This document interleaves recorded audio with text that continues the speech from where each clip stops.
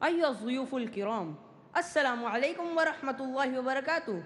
أنا أسد شيخ الطالب في المستوى السابع مع حديث من الأحاديث النبوية مع الترجمة. عن أبي هريرة رضي الله عنه عن النبي صلى الله عليه وسلم قال: الصلوات الخمس والجمعة إلى الجمعة ورمضان إلى رمضان مكفرات لما بينهن إذا اجتنبت الكبائر. رواه Muslim.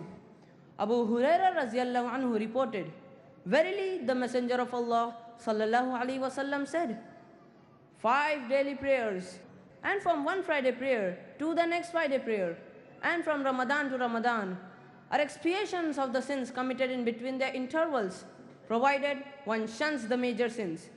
Sahih Muslim, Volume 1, Hadith number 450.